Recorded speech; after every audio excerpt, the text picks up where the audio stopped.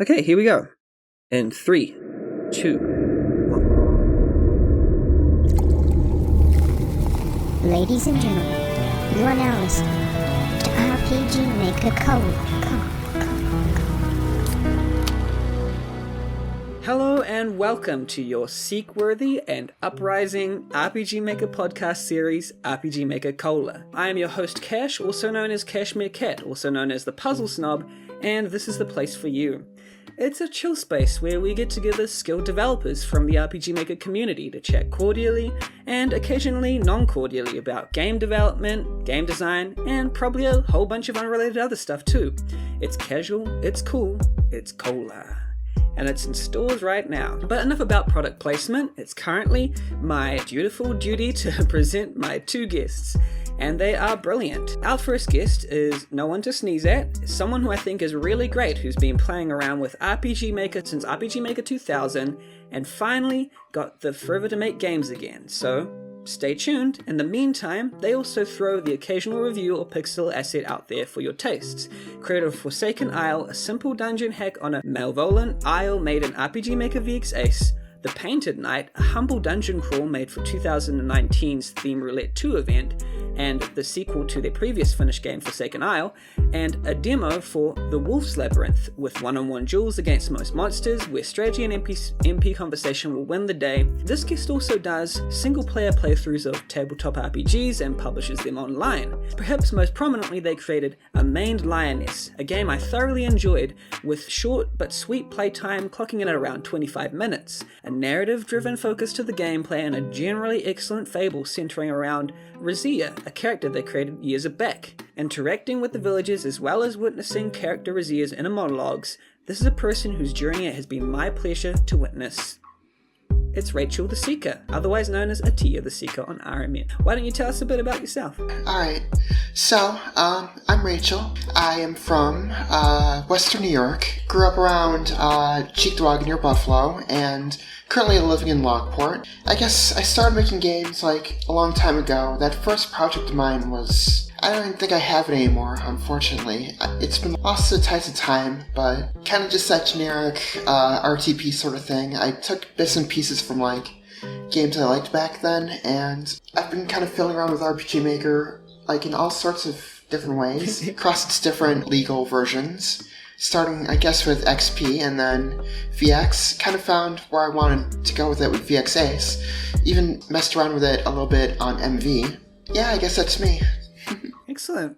It's awesome to have you on show. Thank you so much for coming. Our second guest is a prolific creator of 2 featured games, and more, I haven't checked properly, on RPGmaker.net, someone I esteem very highly. Author of the Black Moon Prophecy series, a series of Final Fantasy fan games that they started long ago in 2003, or earlier, not sure, that's meant to emulate the first 6 entries of the series, though mostly focusing on Final Fantasy IV or Final Fantasy V for gameplay and mapping, and Final Fantasy VI for battle aesthetics.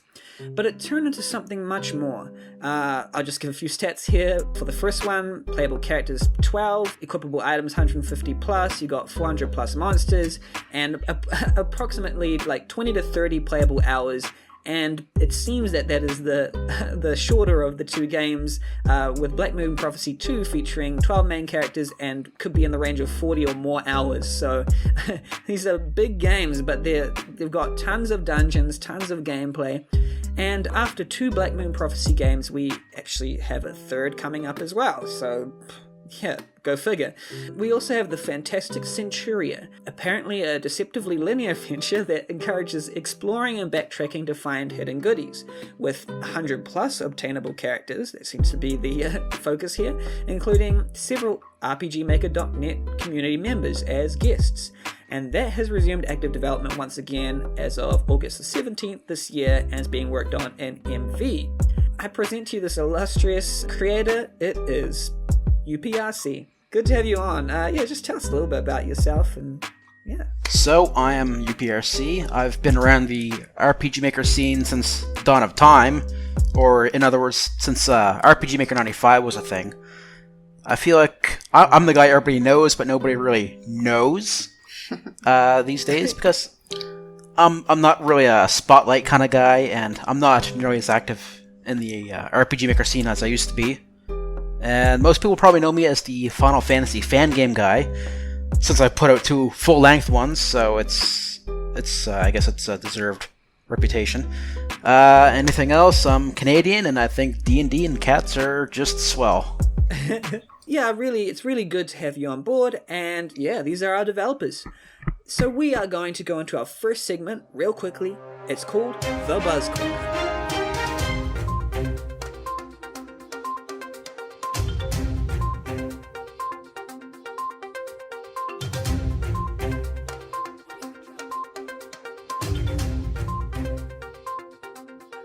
Hey, welcome to the Buzz Corner. Here we talk about what RPG Maker games are around that are gaining buzz at the moment, or just things that we really want to be seen more in the community.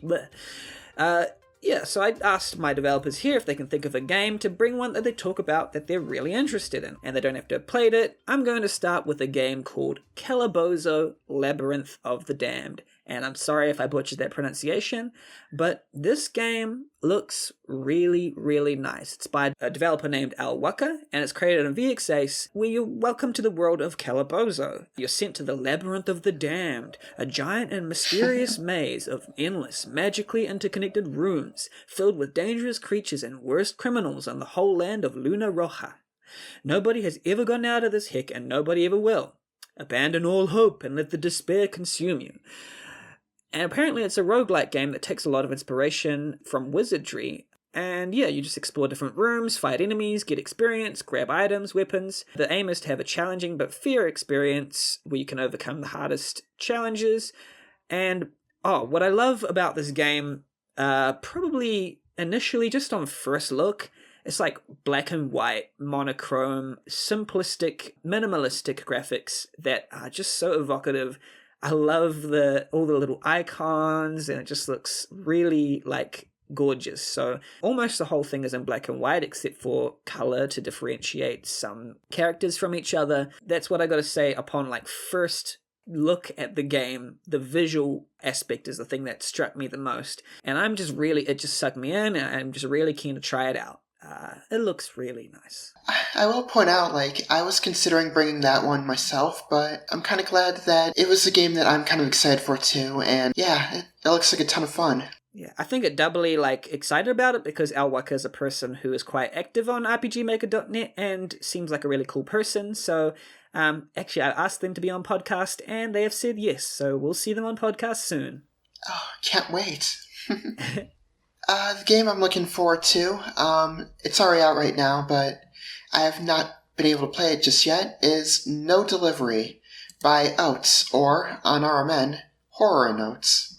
Let's see, it's kind of this procedurally generated RPG. I'll be honest, it kind of gives off a Five Nights at Freddy's sort of vibe, but in kind of the best of ways.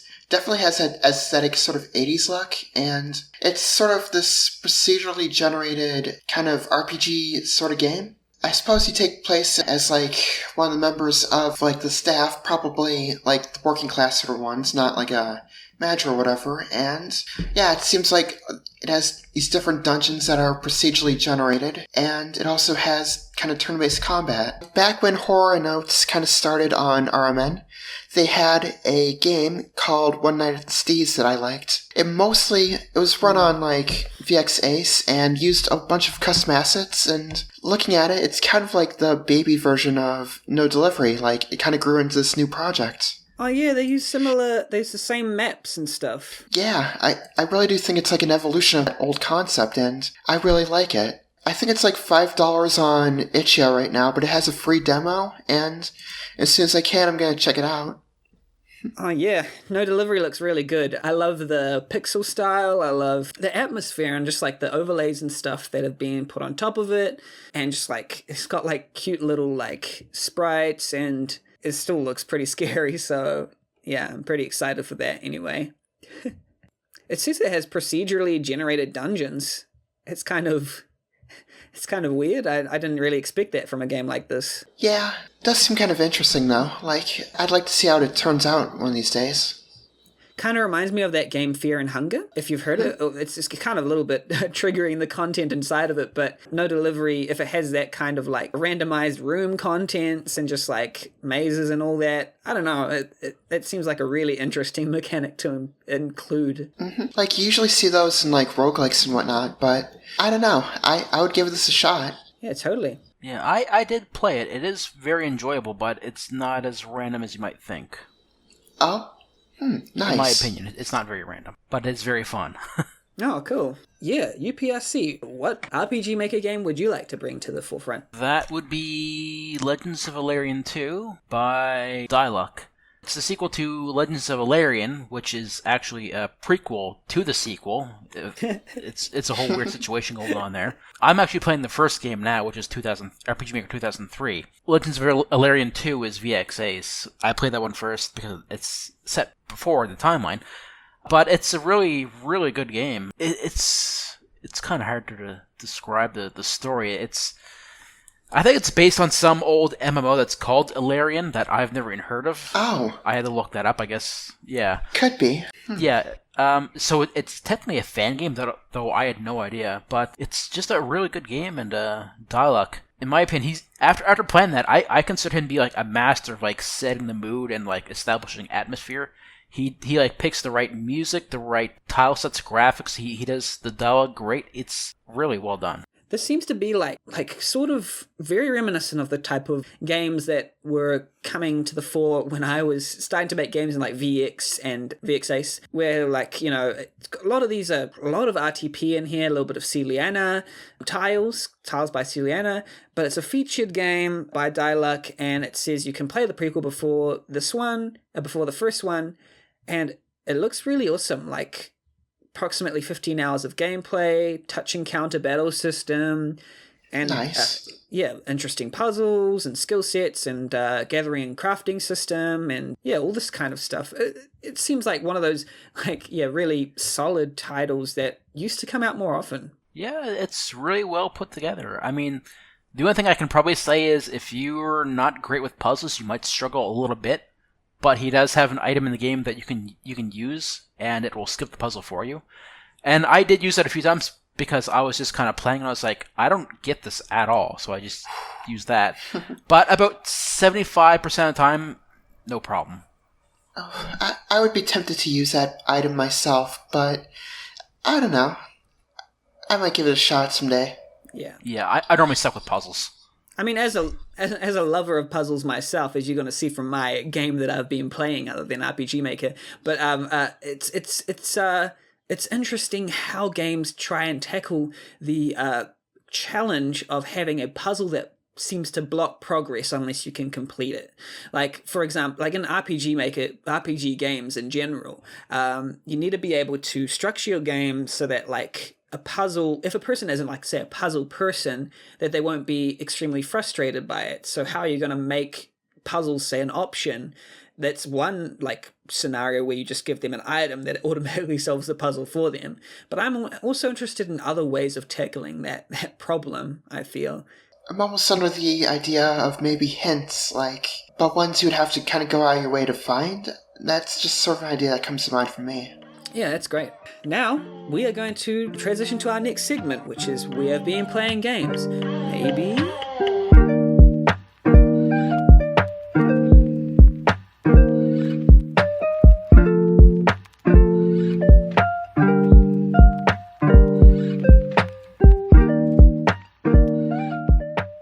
Hey, today I'm bringing you a monster game.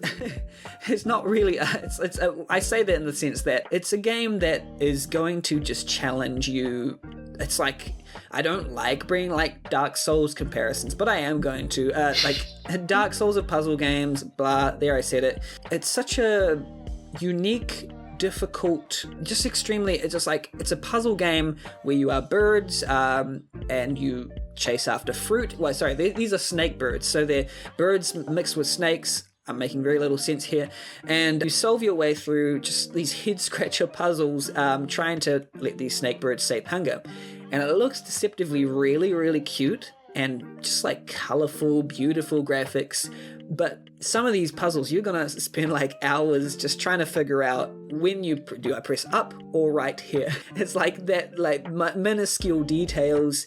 I mean, if you're not into puzzles games, Snakebird is not gonna be your thing. But if you are, then this might be the game for you. It's an incredibly hard puzzle game, and I'm still going through it. I just kind of chip away at it. And then each time I chip away at it, I come away just extremely angry and going, screw this, I'm never going to play this game again. And inevitably, I just keep coming back.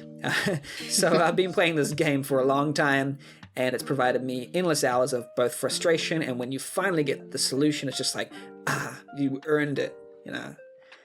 Now, this is a game that I've played on Steam quite a few times, like since I found it. The name's kind of deceptive of how simple it is, and it's a little generic. And yeah, even though it was kind of a mobile game at first, it's still one of my favorites. Like, it's called The Quest, and it's by, I believe, Redshift is the name of the developer. Basically, the easiest way I can describe it is a kind of turn-based, grid-based, sort of, kind of an Elder Scrolls game. Like, I suppose Daggerfall is the easiest way to describe it, but also Morrowind, kind of Oblivion, Skyrim if you want to go with that. Basically, you make your character and you pick out a skill set and just kind of get thrown into this little fantasy world. It takes place on this island and you're supposed to be investigating what goes on. But as you progress throughout the game, you get different dialogue choices of how you get to handle the game's morality. You get to upgrade different skills aside from the ones that you started with. I gotta say, the game also does its best, in my opinion, to give sort of a medieval Europe feel,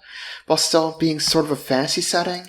It's kind of hard to describe, but it's a simple game, not too long, but definitely engaging. There are a few puzzles that force you to think, like, outside of just game mechanics, but how you would actually interact with the world if you were in it, I suppose. It's got a DLC called, I think, Isles of Fire and Ice, which add, like, a new area. Overall, it's a pretty chill game, but I like it. It's pretty simple, and it's pretty fun. Yeah, I think there's a lot of things about the Quest, this game, that really intrigue me. I mean, one of them is definitely going back to these kind of retro feels of like a 3D dungeon crawling, grid-based movement game. Really Western-looking feel, Western kind of fonts and textures and like hand-drawn assets. So it's like, it's got hand-drawn battlers, and they kind of have...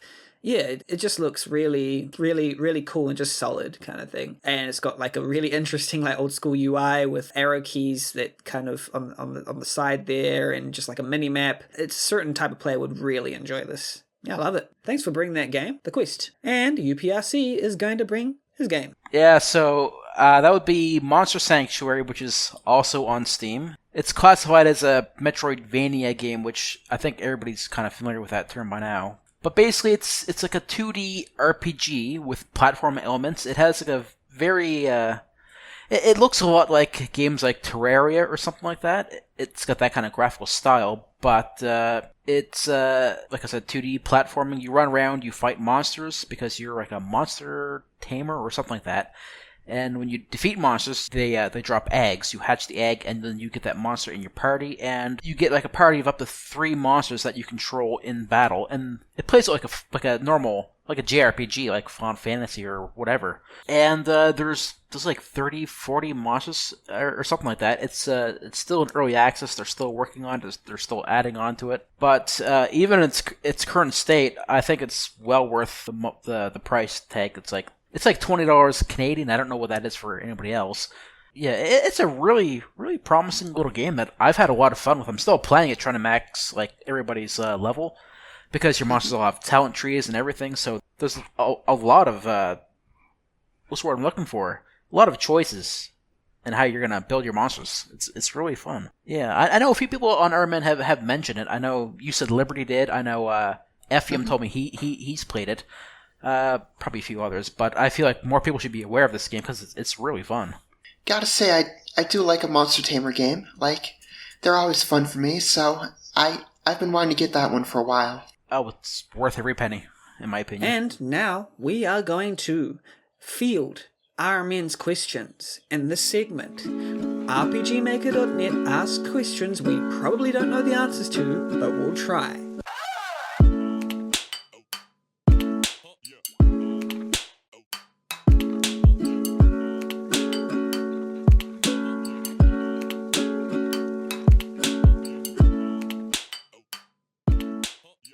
Our first question comes from listener Lord Blue Rouge, who wants to say, I want to know, what everyone's favorite game? Not like Super Mario, but what's the one that inspired you the most?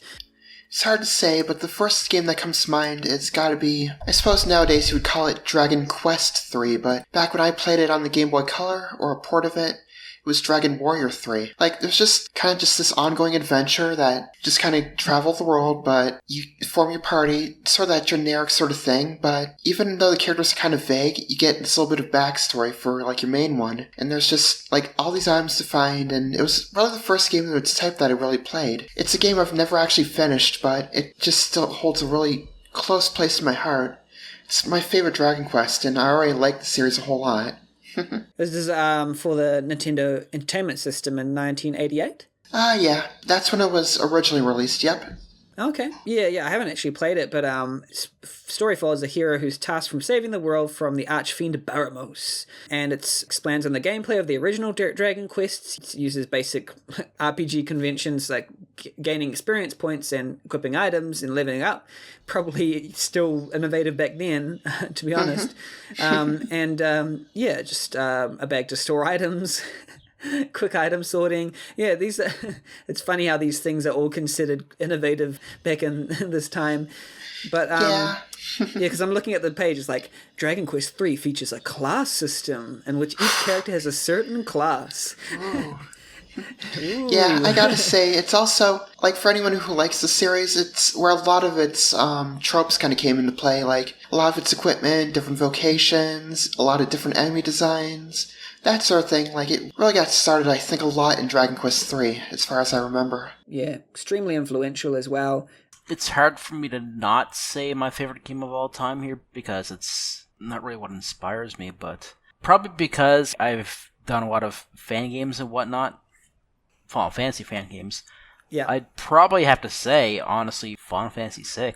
Yeah, I mean, just everything that I've done in my own fan games, it's all been based on how Squaresoft tried to do it in Final Fantasy VI. Just how the characters interact, how the battles work, how the world's laid out, how the dungeons are, and yeah. I mean, you wouldn't make a fan game of something you didn't love, so... Exactly. Well, true, yeah. And didn't influence you, so... Yeah, I mean... For me, I've already said it before in the previous podcast where we asked this question, but I've got three major ones. I'm just going to mention two of them.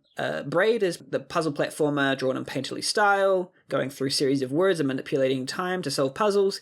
It's one of the major influences of game design for me, and it was the boom of the indie game movement, which has kind of given me inspiration to create fun, interesting, and innovative games.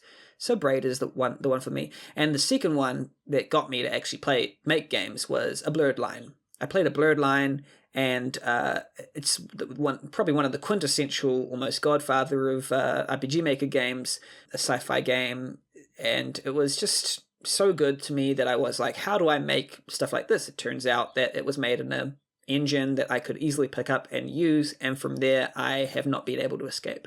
Baz from the Studio Blue Discord asks, I'm always curious how others try to avoid feature creep. How do you process what is creep and what legit needs to be added? Oh, if that isn't a question.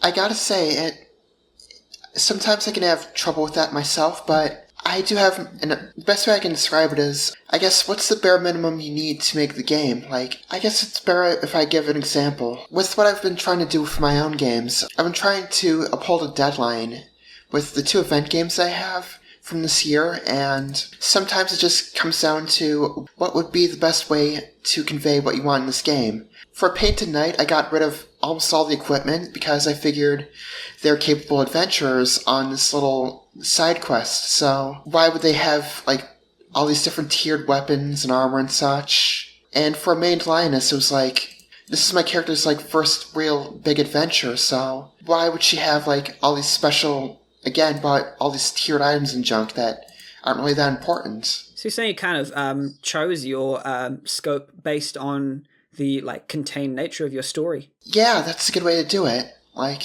That's a good way to describe it. My current project I'm working on right now, behind the scenes, having some trouble because I'm trying to make it a little bit of a longer game, but I'm just trying to find the items which I feel matter the most. what could the characters actually make the most use of, and what would be a good item to have with how the game's progressing, and what could be actually useful to the player other than just being just generic sword number 1000, I guess. UPRC, I imagine your approach to feature creep is slightly different. That's a good question, because since I didn't choose this question, what's he referring to, feature creep? This is terminology I don't use, so I'm just kind of confused by it. I'll Google the definition of feature creep. It's a often used term in game developer, or not just game developer terminology, software developer terminology. It's referring to the excessive ongoing expansion or addition of new features in a product, especially in software, video games, and electronics. So it's a tendency for product or requirements to just keep increasing beyond those originally foreseen. Okay, well, honestly, I just start simple. I don't try to add anything that I don't need at the start. I start working with just, like a bare bones skeleton, plot, story, how I want the game to flow. Any extra features, they'll come in probably like midway through. Like, if I even feel like it adds to the game, if it's just like extra fluff, it's gonna be like way down the list of, priorities. What is your process of like pruning the extra fluff? Like, how do you figure out, oh, that doesn't work in my game, kind of thing? Well, I just look at it and I just think, are the players even going to bother with this? Are the players likely to enjoy this from like their own standpoint? And then I think about like the world itself. I'm thinking like, is this feature or is this side quest or minigame, does this even fit the world? Does it make sense? Does it even feel necessary to even include or have present in the world? Yeah, you don't really want to include something that's not necessary to what you're doing, right? Yeah, I don't want a player to walk into like a new dungeon or a new map and just see something and just automatically say, all right, well, this is just pointless filler that UPRC put in here. Yeah. I don't want that feeling. Yeah, that fear that someone would come in and go, no, you shouldn't have done this. Yeah, just something totally unnecessary. I mean, to some extent, I do like adding features, and let's not like say you always need to have like the minimum amount of features, but I feel like feature creep happens in a negative way for me when you add features, like UPRC said, that don't fit with your game and that don't seamlessly integrate with your game's purpose. Like, I'm always looking for ways to kind of integrate it into what you're doing rather than being, I just want a crafting system. There's a lot of games that add stuff like that and it just doesn't feel like it belongs there. And then you haven't even thought about, well, how does that crafting system fit into the economy of my world, into the story? Is it just something that I've added on because I thought it'll be cool? But then you don't even, it doesn't get used beyond that. Mm-hmm. Yeah. There's a lot of games that add stuff like that and it just doesn't feel like it belongs there. Yeah. I do like a little bit of features here and there, but like you said, it's got to mesh well with the whole rest of the game, Going back to fan games, on Iron Man there is a Final Fantasy Discovery, which I think looks really good, but I feel like there's I don't know how you pronounce his username, W. Collard or whatever, William, whatever. But it looks like he's trying to add everything that he possibly can from every Final Fantasy game, and it has to be overwhelming. And I think, like, from a player's perspective, you play it and you'd be like, there's so much here, like, I'm not going to possibly get around to all of this. It's like, yeah, I just feel like some people are trying to bite off more than they can chew with the features they're trying to add to their games. Fair enough. Yeah. Marion asks, what are your favorite kinds of scenes or characters to write? Well, I can take a stab at this first. Absolutely. I really enjoy writing characters that are very silly. Not to the point where they're kind of ridiculous, but just very, maybe just kind of like juvenile and just, I guess, kind of immature and just kind of, just silly. Like, I'm trying to think of some examples. Like, well, comedic relief kind of stuff. Oh, look, yeah. Mm-hmm. I do fighting games, so look at Final Fantasy. Look at Steiner in Final Fantasy 9, or yeah, I love it. Yeah. Or Selphie or Zell in Final Fantasy 8, or yeah. Or to an extent, Barrett in Final Fantasy 7 when he's not super serious. Are there certain characters or scene scenes of Final Fantasy that you like to evoke, or you love in Final Fantasy that you want to kind of replicate or transmute into your game? Well, the kind of scene that I like to incorporate into the game is the complete opposite. I said I like the very silly characters, but I like to make like scenes in my games that are very serious, where a character who has like really serious inner turmoil kind of like opens up to another character, and they have to kind of process that and try to give them like kind of like a shoulder to cry on kind of moment. Mm-hmm. Yeah. I really enjoy doing stuff like that. That's kind of, I think, my favorite kind of scene to make is probably that, I think. Mm-hmm. Yeah. I was thinking maybe is the distinction that writing those kind of scenes is harder? That's a good question. I think from like a writing perspective, I think if you can kind of do humor, on the flip side, you can kind of do drama too. Right. So the way I look at it, I don't think it's too difficult. I mean, in a way, you're trying to evoke a certain kind of a response from the player with both of those things. That's just different spectrums, but... So you find they're almost like two sides of the same coin kind of thing. Yeah, in a way, kind of like the yin and yang, like the serious and the silly. Like, I find it's... I feel like if you can nail one, you can probably nail the other. Myself. Well, that's the thing. I mean, I think that some developers are better at doing one than the other. It's actually kind of rare to be able to do both really well. So, I mean, you know, if you nail it, then that's good on you. If you can write both types, you know. Oh, I hope I do. Yeah. Rachel, what are your favorite kinds of scenes or characters to write? Well, my favorite scenes are always ones where you get to see different sides of characters. Like, the easiest way I can describe it is I like having sort of that group dynamic between a party, as well as being able to kind of interact with even the most generic seeming NPCs. For both the games I've done so far that are, like, real special to me, just kind of get that sort of interaction between the team and how they kind of bounce off each other's personalities, and then for the other one... Get that chemistry going, eh? Exactly. And Married also asks, how much planning do you do before you dive into the engine? Well, for me, I usually do a little bit of preliminary planning. The way I really do a lot of my things is I do what I call bullet points. There are things I want to see in particular, and I purposely don't specify how I'm going to get there. I'm sort of a discovery writer, sort of a pantser, if you will, about that sort of thing. Just kind of fly by the seat of my pants, but that's really the most of my planning. Right, you just kind of dive in. Yeah. Nice. UPRC, what is your planning process?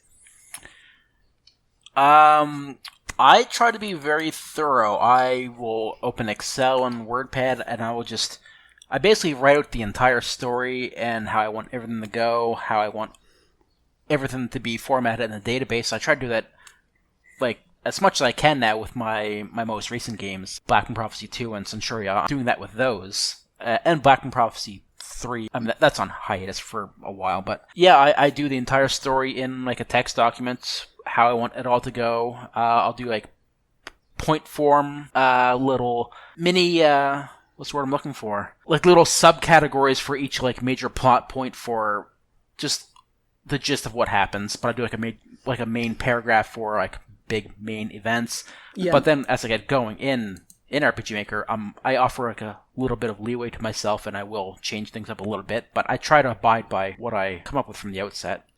Okay. Yeah. But I do a lot of planning beforehand. Right. That's quite evident, I feel. Yeah, mostly story. Yeah. Next question. Were there times when you had to remove something because you're incapable of doing it? Many times.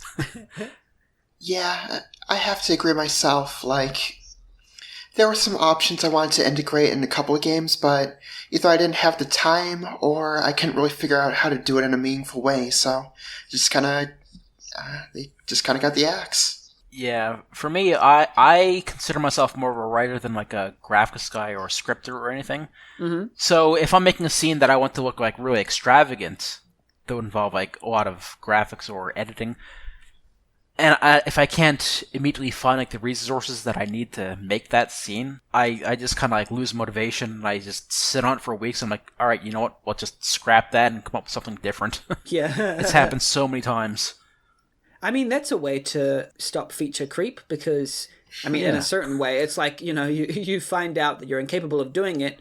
You have to know when to just say, oh, I don't think I want this in my game. It's causing too much trouble. I'm incapable. So, just remove it. Tell me to write like a cutscene, I can do that. But anything graphical or scripting, and I'm in over my head. I think I'm a little bit of a different type of developer in this regard because I'm a software developer. I enjoy challenge. So when I find something I feel I'm incapable of doing, that usually spurs me even more to want to do it. So jealous of that. Yeah. So if I can't get there's been times before. This probably is one of the reasons why my games don't get finished all the time, is because if I can't create a mouse system that works well, then I will work hard until it does. Or something like that. Like, I'm that kind of, I love solving problems, and the only times I'll really remove something is when I feel like it doesn't add to what I'm trying to bring. But to be honest, I could probably do with removing more stuff. So don't take all the advice from me. Do what UPRC, who's rated the long games and completed featured games, do what he says. Remove that if you're incapable of doing it. Otherwise, you'll end up like me with no game longer than an hour. Yeah, and if you don't feel like you're capable of doing it, don't just sit there and dwell on it. Just say, okay, let's find another way to make this scene happen. Don't just... because you're just going to demotivate it if you don't feel like you can do it, and then your game's not going to get anything done on it for days, months, whatever. Yeah. If it doesn't work out, try to save it for the next game, or see how you can do it in the future. Just find a workaround. Exactly. There's plenty of things like I find that I come up with game ideas all the time, and I have had to learn to put them on a back burner and go, I'll make that game later instead of right now because, who knows? I don't need more new projects right now. I just need to work on my one, which is just such a... I know that feeling. You're like, I want to make this, I want to make that, and then just nothing gets done. But there's something about working on your one project, which is just, it's not a common desire because we all love new things and we don't like getting past the boring stage. If you find that you're incapable of doing something, then maybe try something different. Keppage asks, what is the first thing you consider when coming up with a protagonist for your game? Well, I would say I try to make sure they're just relatable. Like, I want to make sure my players can kind of put themselves in the character's shoes and understand the situation they're in. Like, whether it's their upbringing or their goals or their personality, just something they can relate to and just something that just hooks them and just, brings them into the game so they can understand this person and just get attached to him and want to go on an adventure with this character. That's always step one for me. Yeah, like relatability, empathy for your character is really important. Yeah. Yeah. I gotta say, my answer is probably not too different, but I'm gonna try to explain it a different way. Like, why should I care about this character? Like, I do agree they have to be relatable, and they've got to want something, I suppose, and there's got to be, a reason why you would want to go on this adventure with them if you're going to be with them for, the whole of the game. It's just got to be something important to, either myself or what I want a player to experience. I mean, I find that when in doubt, people follow their pity. So when, a character really wants something really bad, this goes for not just your protagonist, but any character. If they want something really bad, and if they can't get it right now because there's an obstacle in a way, immediately you have, conflict. Yeah, and then they have to try and, conflict and overcome those obstacles or whatever. And there's different ways that they can have, steps forward and setbacks, and that's the whole idea of tension. Yeah, when coming out with a protagonist, to be honest, I need to actually finish a story that was published that people would love, but I feel like the protagonists I love the most in other games are the ones that really want something, even if they are a little bit despicable, if they're a little bit of an anti-hero, they generally want something and they want it pretty badly, but the obstacles are so strong that my pity follows them. Even when I don't morally agree with them, my pity will be with them. Like, I feel, oh, you went through that? Relatable kind of thing. Mm-hmm. Yeah, and it helps when you can understand their viewpoint, too. Even, like you said, if you don't agree with it, but you can understand where they're coming from and why they want what they want. Mm-hmm. Like, a good example is, look at Game of Thrones. There's some characters that are so morally gray or almost morally black, but they're fan favorites because they're relatable and you can understand why they're going for what they're going for, like Jaime Lannister. SB asks, what are the major or recurring themes you try to communicate through your games? I think for mine, the best way I could describe it is having something worth fighting for. Like for instance, for Painted Knight, it's kind of this simple idea of you got your three adventurers, they're in trouble, and they want to go back to the world without getting killed by this entity in a painting. But for Mainline, it's kind of like trying to find the courage to kind of be yourself, trying to trust others like a little bit, that sort of thing. Just having something worth fighting for. That's kind of important for me in my themes. I'd say my answer's not terribly different. I would say specific the theme I try to incorporate in my games is that there's always hope. Mm-hmm. Like, there's always some kind of solution to whatever problem is facing the party or the world or whatever. Just that there's always some form of hope, there's always some solution, something always, make sure they save the day. And yeah, I mean, Rachel said a lot of what I was going to say there, but yeah, I would definitely say hope would be the big thing for me. Now, compared to your answers, mine are quite negative and quite, overbearing. But I've found that in my concepts for games, in the games I've made, stories I've written, I mean, puzzle games is one of the things, but, I do anything about mental health, anxiety, self-reflexive doubt, fear, and how to come out of it with catharsis really hits home. And that's the current thing that I'm creating. It's just like a life where it might be a little filled with anxiety, or you might, or just things about your life, and you just have to find your way through. I'm just describing my latest game that I'm working on, but it's just really, those are the themes that kind of come across in my stories. I just want to explore what it means to feel left out, what it means to feel down and out, and just try and come to some kind of truth from that. It's quite dark compared to the hopeful. But I'm sure I've seen, I've played a main lioness, and I reckon we sometimes explore similar themes in that regard sometimes. Red Nova asks, name an overused video game trope or cliche that you still unironically love. The main character has no parents, or they are an orphan. Right. Because it frees them up from having to deal with their parents. Honestly, you don't always want that on your adventures. You don't want that to hang over your head. Oh, what are their parents going to say? What are they going to think? Yeah. When do I have to go back to town and talk to my parents? It's like, no, just cut that out of the picture. You come back hey, Mom and Dad, I fell in love and saved the tree. Yeah, it just makes the adventure so much easier when you don't have that hang over the heads of the party, which is usually a group of 18 to 20 something year old characters. In that light, I think overused video game trope or cliche. I know it seems like it's quite a dark one, but loss of wife. That's my one. When someone loses their wife, that's an automatically kind of and a lot of games do that, but I always find it quite emotionally wrenching. You're kind of dark tonight. Yeah. It's the village burning kind of thing. Oh no, my village got burned while I was away. But there's a lot of puzzle games that are it's all about my wife that I lost or something like that. But it's I find games about relationships and love very affecting. And even no matter how many times it's used, my heart still goes out for those kind of games. I'm gonna go a little bit lighter here and be I'm just kind of a fan of that trope where you get this item later in the game and then you have to go back to an area you couldn't access before, like a key or something, and you find secrets there. Oh, yeah, that's great. Yep, it's just kind of one of those things you gotta make a little note and then come back and, oh cool, this would have been really helpful earlier if I could have gotten through here. Yeah. Fomar asks, none of you are asking the serious questions. Shame on you. Pokemon Sword or Shield? I've never played a Pokemon game in my life. Dang. Dang.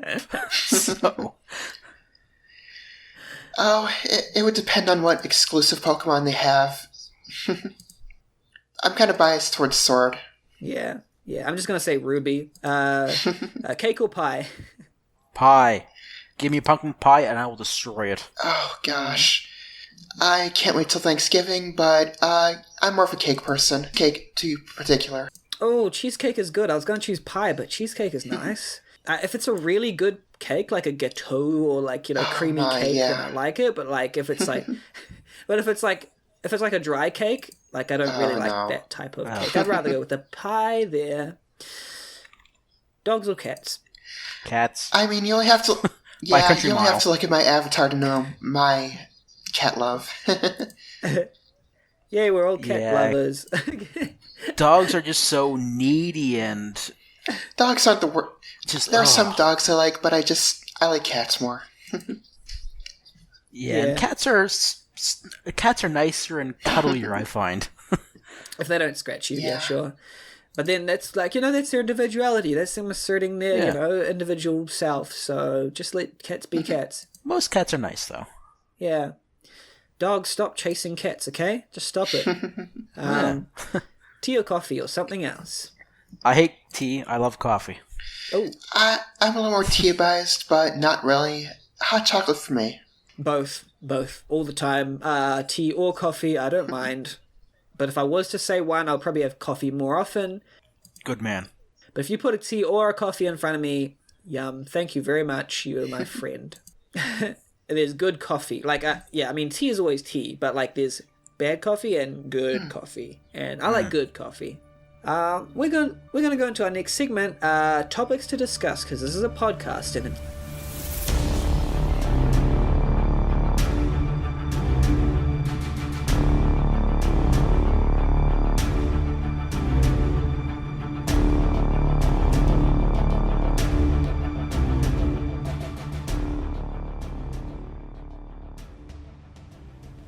here we just discuss different topics and ask questions. Our first question is actually quite important. How did you come about making, or playing, or reviewing RPG Maker games? What's your story?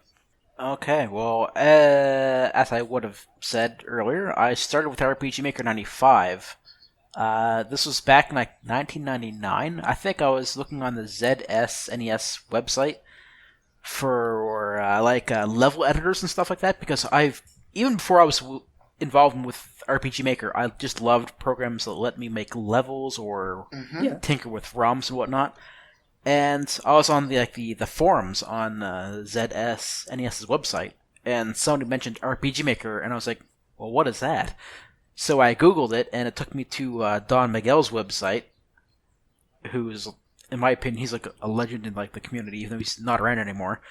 But he had RPG Maker 95 on his website. I downloaded it, tried it out, and I was hooked from there. And you've been around for a long time as well. 20 years now, actually, yeah. Yeah. Wow. What am I doing with my life? More like, what haven't you been doing with your life? Come on. Yeah. No, there's nothing to sneeze at. Like, you've been working on these games, massive games, and I think it's something to be proud of. Rachel, what's your history with RPG Maker? All right, well, I started with 2000. I don't exactly remember how I came into it, but I liked JRPGs back then, and I just kind of ran into something called RPG Maker 2000, and I was like, I can make games like this. Sign me up, and I was able to get it, and I played through it like a whole summer. Just kind of like messing around, made probably nothing too special, but I've just kind of messed around with it in the background here and there for different years, and then I really got into making games again. I suppose around the time of VX or VX Ace, and I just kind of, I guess I start out with the official site that they have right now, RPG Maker Web, and one way or another I found RMN, and I just kind of stuck around and really liked the community, and here I am. Do you remember how you found RMN? I do not. My memory's really sketchy, unfortunately. But I'm glad I did. You just kind of like, you were in the desert and you kind of wandered in, like, you know, with like... It's a good assessment. cloths wrapped around yourself, you saw this big fortress and you're like, this might be my home, you know. It's a good way to look at it. A vagabond, and yeah. Second question, what type of games are you interested in? What inspires you to create stuff? I gotta say, a lot of games that really interest me are mostly RPGs, but I do like kind of old school platformers as my other favorite genre. I do like fighting games too because, well, they're fighting games, even though I'm not good at them. My two main types of RPGs, I definitely like the kind of fantasy vibe, but I also kind of like post-apocalyptic as well. I guess what inspires me to create stuff is just being able to make something that I don't really get to see a whole lot of, like being able to tell my own kind of story with it, and being able to just kind of put the game together the way I'd want to see it be made. Well, for what type of games I'm interested in, if you had gone back 20 years, I would have said RPGs and that's it. But these days, I more or less 90% of the time only play fighting games and racing games, more or less. Oh, wow. I mean, I still play a bit of everything, but that's like my focus these days, because I just, they're games that they have a lot of depth, and you can just pick up and play for 5-10 minutes or a few hours, and you know. But what inspires me, like Rachel said, I just like to tell a story, because I've always felt like I've liked to tell stories. Like even when I was a little kid, I liked to write stories, and when I was 5 years old, even back then, I had like this little notebook that I like made like an RPG and like an idea for like a game and everything. I just always liked being able to put a story out there for in some form or another. Yeah. Whether it's an RPG Maker or I'm heavily involved with D&D as well. Yeah. I just like Oh yeah.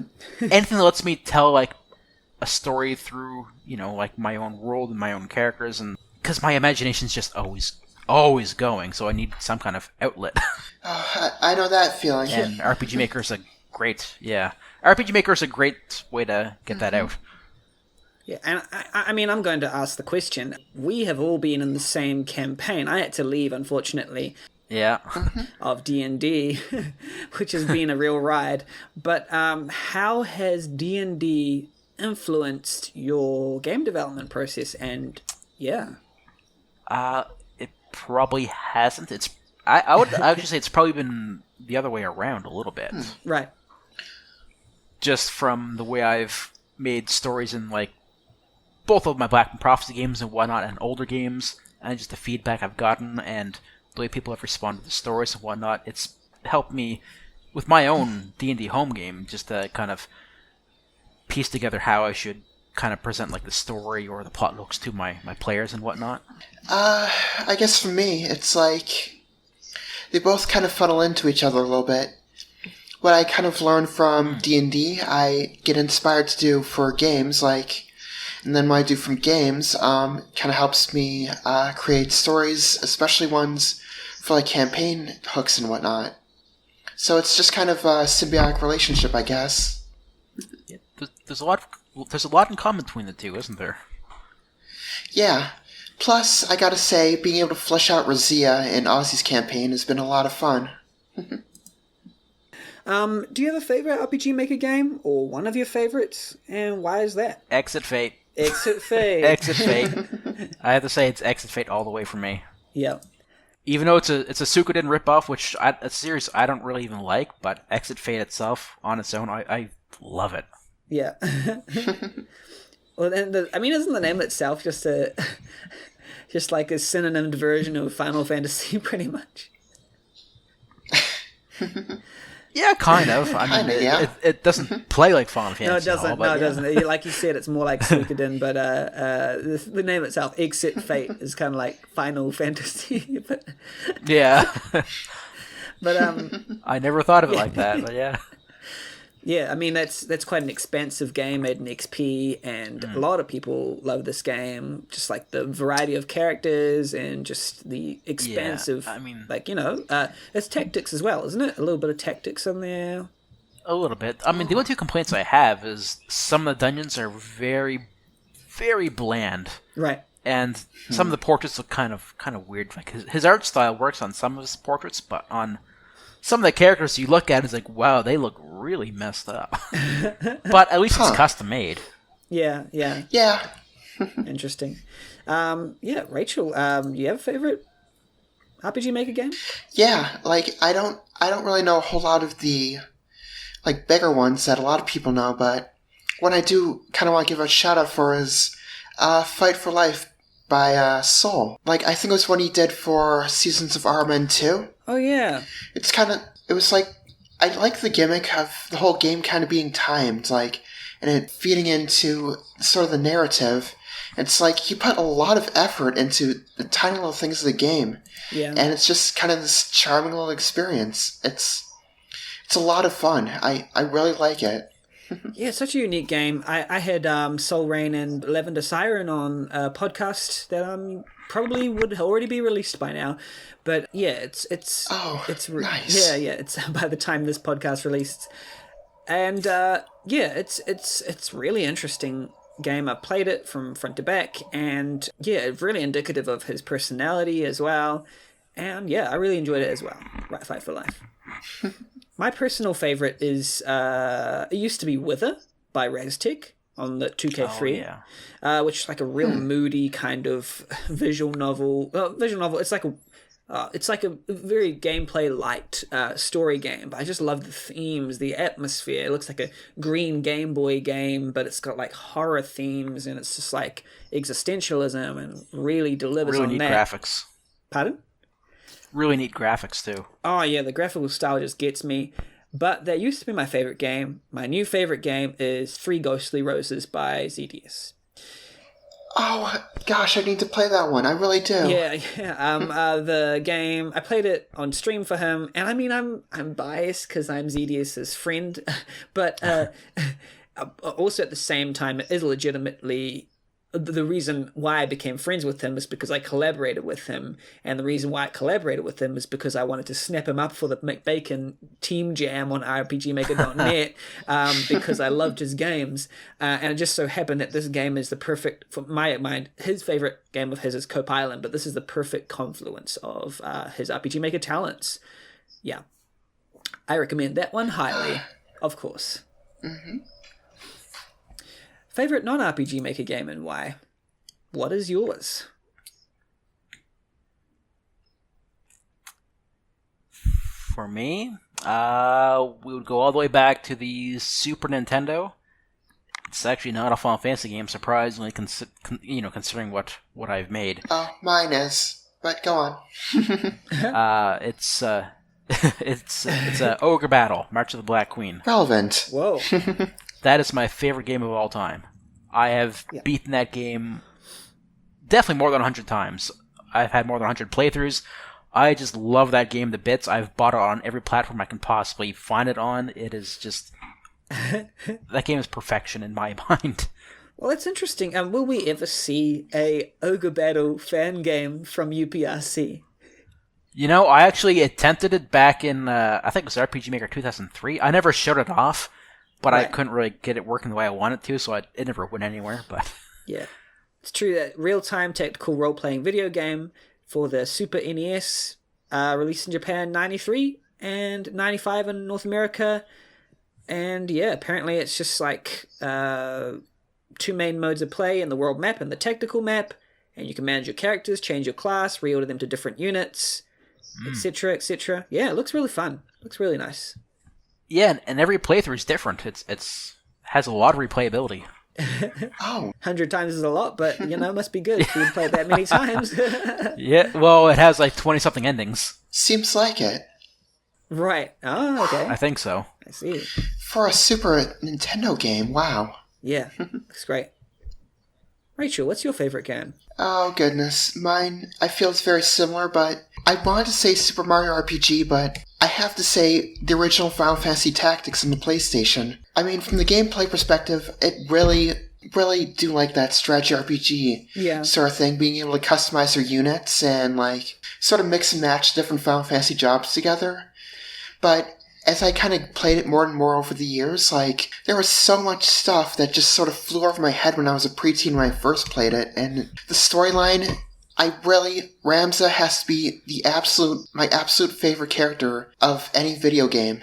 He's just, the little Spud goes through so much, and I feel like even a lot of the villains have, like, everybody has, like, all sorts of realistic and amazing motives that I feel you could really relate to sometimes, even if you don't agree with them, and even if they do messed up stuff. It's so good. It really is.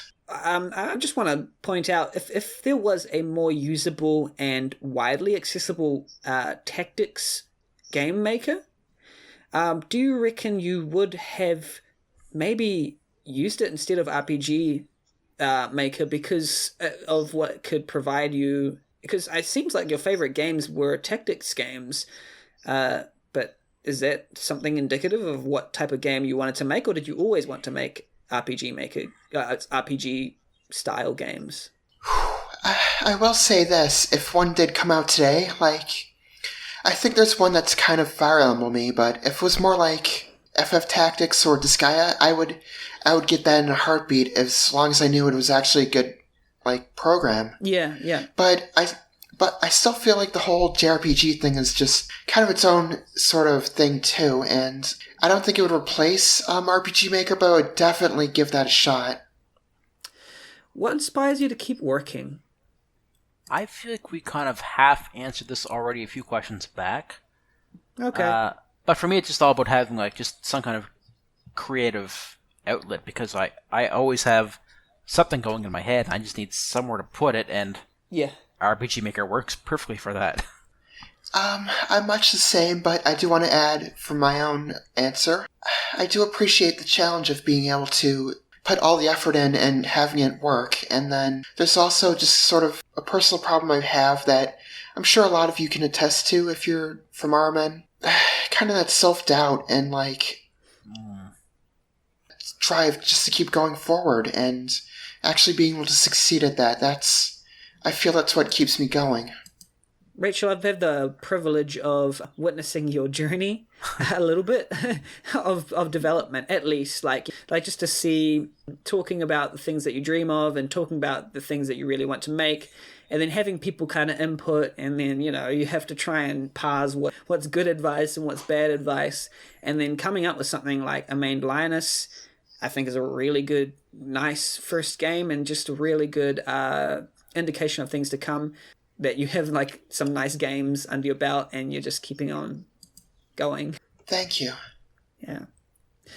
Okay. Yeah, there's one other thing, though, that I just thought of that I guess kind of inspires me to keep going, and that's when you put your game out there and maybe you get, like, a little bit of negative feedback or something or whatever, but then you log on to RMN one day and you get a notification, you check it, and you have, like, a 4 or 5 star review on your game, and that makes you feel really good. Yeah. Absolutely. And when I see that really spurs me on when I see something like that. Even if it's just like a brief one, just knowing that somebody really appreciated or liked my game that much, it really helps. Yeah. Like, sort of that drive to be, like, someone's favorite, not everyone's favorite, but I've said this before as well. I think it's quite a struggle with a lot of people who want to create games that are well liked and popular. It is quite it's a struggle for a lot of people who might make games and they might, you know, get some that liked, but some people post games and they get, like, 1.5 stars, 2 stars even, and they feel bad about it, and it can even cause people to turn off. I don't want to discourage, like, honesty when reviewing, because it's good to be honest. But I do want to say, make your game for the niche that enjoy your game. Right. That would be my average advice for, you know, the general indie developer, because not everyone can be a star who creates Undertale or whatever that gets loved by everyone and gets all the praise, you know. there's always bound to be Yeah. people who don't like your game. My advice would be to say, okay, this game wasn't for you. Well, I mean, it's always good to have like feedback because, yeah, like improve your game and based on feedback as well. But I would also say when you're making your game, make your game for the people like you who will enjoy it just because they resonate with you, and you don't have to resonate with everyone in this planet because that's impossible. You just create your audience from the people who enjoy the stuff that you like and that you want to see. Yeah, and if somebody doesn't like your game, I mean, you don't have to go apologizing to them for it or anything. It's like, all right, so what? It's just not for you. There's other people who enjoy it. There are other games you will enjoy. Yeah. You're free to go enjoy those, and just let the people who do enjoy what I put out continue to enjoy it. At the same time, balancing it out with being open to constructive feedback and being, like, there's plenty of ways. It's a skill to be able to parse the grain from the chaff, to be able to say this is valuable feedback and I won't quite apply this feedback. And you don't always have to say it out loud. You can just be like, someone says something, I don't like this because this, and you can just like nod your head and go, that doesn't quite apply to me. As long as you're open and you take some stuff on board from people that's like correct, you don't have to take every single, because some people are just wrong, when they can criticize you, they just come up with something, I wish it was like this, and you can just go in your head, well, yeah, but it's not the game I'm trying to create. Yeah, a big part of it for me is how they present the criticism too. Yeah. Like if they seem overly harsh to the point where it almost feels like they're hating it, it kind of makes me feel like there's almost like another side to it. Like they're not just trying to offer advice, they're almost like venting maybe, Yeah, a little bit of animosity. I love the criticism game. This sounds funny, but I do love the art of good review writing and criticism. I've written quite a few reviews on RPGmaker.net, but the thing that I really always want to be in my reviews is empathetic and wanting the best for the developer. Yeah, it's always a thing of I come into the thing, and sometimes even if I have negative feedback that I think won't even like bring life from it, I'm not going to. Well, if it's a balanced review, I'm going to give both sides, but it's always good to frame it in a way where you care about the person who's taken their time, their talents, their livelihood, presented it in front of you, and you just want to. If you give negative feedback, you do it from a place of caring about their growth, their development, and their game that they didn't have to give it to you, but they did. Yep. And yeah, that's the way that I like to approach it. We are coming to, UPRC hasn't got much time left, but I'm going to talk really briefly about each of your games. And yeah, we're going to go into the section where I ask each of our developers about their games and see what was the inspiration behind each and what, get behind the scenes, a little bit here and there.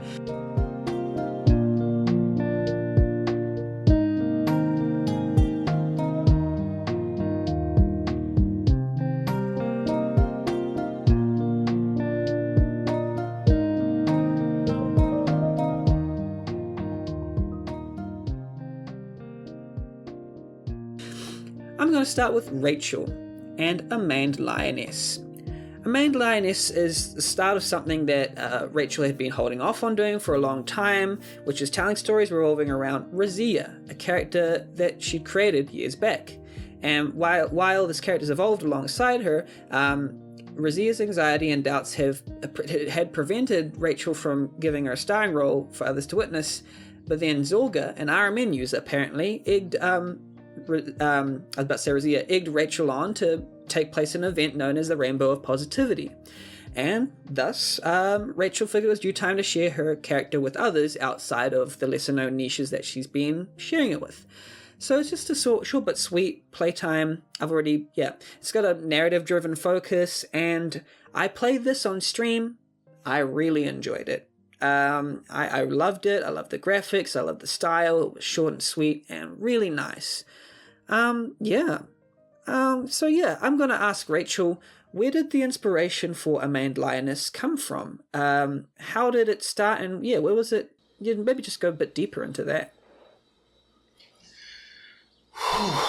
Okay. I suppose I'll start with, I guess, when the event started on RMN.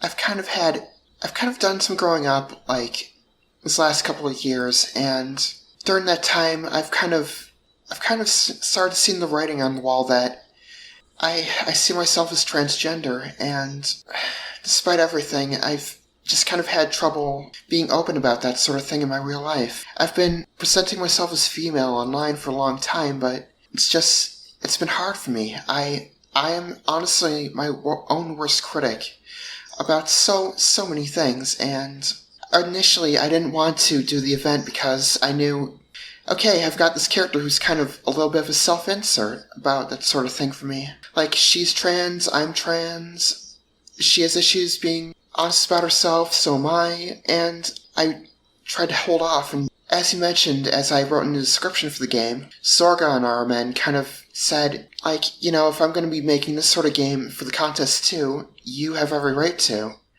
And I'd said, well, sure, why not? And I just kind of whipped it together. Just kind of tried to throw this sort of allegory, I guess, from the gameplay, and I guess I tried to be honest about it.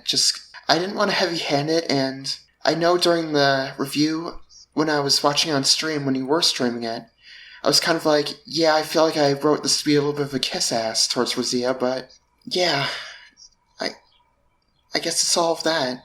Yeah, I mean, when I played the game, one of the reasons why I invited you on this podcast, I don't invite random guests. I invite people who I think will be really good. And one of the reasons why I thought it was really strong and powerful, a game, and it meant more than just, you know, a game about fun, you know, fun game, right? You know, it had a meaning behind it. And yeah, I thought it was, in all honesty, quite powerful and, yeah, very, very, very strong.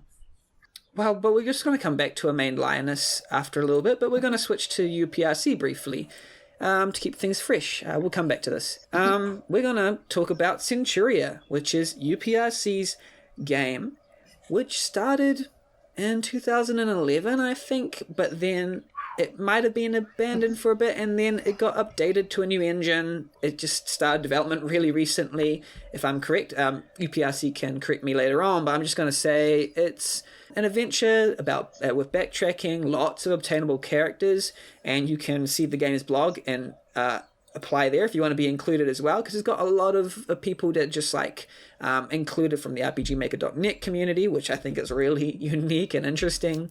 30 plus different character classes, 15 to 20 hours of gameplay, so just standard UPRC stuff. Yeah, original graphics by UPRC.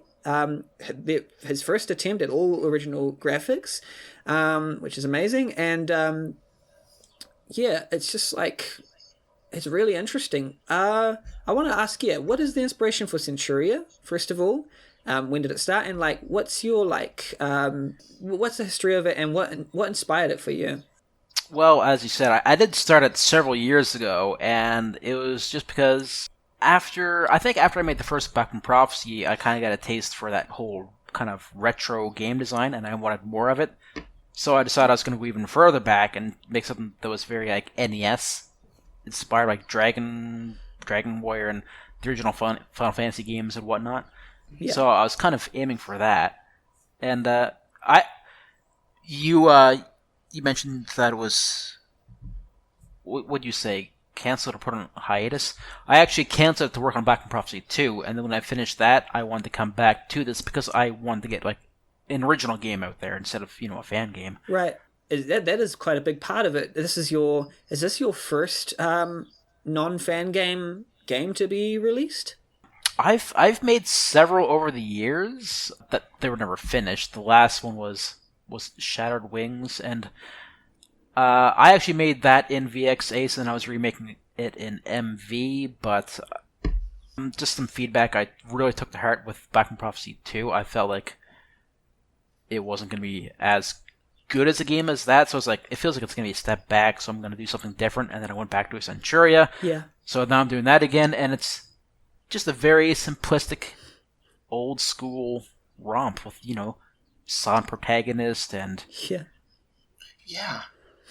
Excellent. Well, it's just so good to see. I'm excited to see this. It looks very original. Like, I mean, you've created massive fan games in the past, but this might be. Does this feel like something that's especially you kind of thing? Like, this is quite, this is definitely something that's come from your, like, just world straight from your mind kind of thing. Oh, yeah. Yeah. Excellent. Yeah, and I don't want it to feel like totally like the old Dragon Warrior or Final Fantasy games. It's like my own take on that kind of old school game design. Yeah. Excellent. Like I don't even try to make it look totally like an NES game, kind of like in between generations, like kind of half NES, half SNES sort of. So yeah, we're just gonna hop off Centuria's game, and we're just going to make this question a little more general. So what are the things that you like about these specific projects? For Centuria, what do you feel is going right? And for A Main Linus, what do you feel went right with your game? I'd have to say it was really fun to get in the minds of both my main character as well as just kind of discover the world and, well, not really a world, more like a village. Get to interact with the different villagers and kind of find this, I guess, finally being able to do stuff with the character and the world and just kind of figuring it out as I go. Finally having the courage to do that sort of thing and having fun with it, really. Yeah, because I mean, I knew Razia before this game, and I went, whoa, Razia's in a game? Cool. Well, it's still early days because it's technically been on hold for about a month or two because I'm trying to do an update for Black Prophecy 2. But that's going slow as well. But never mind that. With Centuria, what I feel is really going right is how it has that old school feel to it, even though I try to make it look a little nicer than the really old school games. Yeah. It just, the music, just the way the battles play out, the way the NPCs talk to you, it's just very straightforward and blunt, and, it's not very flowery. If you go back and play Final Fantasy or Dragon Warrior on the NES, the dialogue is very simplistic and very bare bones. It's just very straight to the point. Yeah. And yeah. I'm going for the same approach, more or less, but I just feel like it even though it's very early in still, it does have that old school kind of feel to it, I think. Yeah. It's cool that you got community members in there as well, just having characters. Yeah, I thought that'd be a fun little way, just kind of not just raise awareness of the game, but just to make it feel more a part of RMN too. Yeah. Hey, you're in the game, you better play it. I forgot, I'm in this game as well. I'm going to be in this game. Yeah, you are. I really gotta say, the way games are kind of evolving, even JRPGs, there's definitely something positive to be said about, so that old school, straightforward, you go in, you make your party, and you explore this world, and you're not really handheld or really, you don't have a lot of store to really worry about, just go on an adventure. I really like that. Reminds me of that Cantona game Generica. Yeah, and it leaves a lot to your imagination. Exactly. It reminds me a lot of that Cantona game Generica. A little bit. Just a little bit. Yeah. Oh, yeah. The open world stuff, and, but it looks entirely different, and nice polish, nice graphics. I want to compliment your graphics. Good graphics. They look really nice, and good, updates of, the old school to make look unique and polished. That's good. Yeah, other than the monster sprites, I'm trying to do everything, so. Nice. Because I can't draw monsters. And this is a little bit of a different question. What do you feel went wrong? Or in UPRC's case, what has gone wrong? What has been setbacks? And just some of those juicy details, juicy deets, just things that you felt were setbacks that held you back, and maybe you would have changed if you had gone back and done something differently? Well, I've got a couple things I could work on for the future. First of all, one of the things you found on stream was that I did modify the basic guard ability early on, so it worked for one character. That not only do you defend and reduce damage, but you also get 8 MP back. Unfortunately, you also get back hit points, and you were pretty much able to basically cheese a lot of the fights. What few there were. The other thing I would want to change myself for the game is I got a little too liberal with the 4-letter words when the characters were under duress. So, right. Yeah, I want to tone that down for the next time. Well, I can't say there's anything for Centuria yet because it's still a very new, young game. But if I look back at Black and Prophecy 2, I feel like there were a lot of pacing issues. Like there was a lot of parts where there'd be either backtracking halfway across a continent or something like that. Just a lot of things like that, and that does sound rather lengthy. Yeah. Yeah, a lot of that was brought up by people who were either playing it or reviewing it, and when I had first put the game out, I wish I hadn't done it that way, but over time I've corrected that with updates. I've removed entire sequences of like backtracking, made certain things optional, just so the flow is overall better and just everything just flows better. But yeah, there was just way too much backtracking and needless running around, so I've toned that down a lot over time, and I've made a conscious effort to make sure Centuria won't have that problem. Yeah. And that kind of links into the next question. What did making these games teach you, if anything? If nothing, then that's good. But not every experience has to be a lesson. But if it did teach you some stuff, then what did it teach you? Definitely pacing. Yeah. Which ties into what I just said, really. Making sure there's like an interesting flow of ideas and information, or just kind of... Yeah. Well, one of the major criticisms of both of my Black and Prophecy games was backtracking and whatnot. Yeah. And I went back to each one and kind of revisited those parts that people kind of either complained about or just mentioned, and I was like, yeah, you know what, I can see where they're coming from. So yeah. I just, like I said before a few minutes ago, either made it optional or I just cut it out entirely. Yeah. I mean, that's another case of you like using your parsing to see whether, the criticism applies to you or not. If you went back and you're like, I actually like the feel of this, I want you to be able to do this, then that's just an intentional kind of, decision that you made. But it's good that you just go back and you figure out whether it's something that's real or not, and you go back and you go, okay, maybe you were right. Maybe it is a little bit long, and you make changes, and your game's better because of it. Pretty much for me, and to describe it simply, to just go for it. Like, I think I only had like 2 weeks when I did join the event, so I kind of had to rush, especially because I lost a couple days, and I didn't really have I didn't have too much time to like really mull over stuff, and I didn't have a lot of time to really doubt myself either, so I just kind of went forward, and it was, yeah, it worked out pretty well, I think. Nice. Well, we have come to the latter end of our podcast.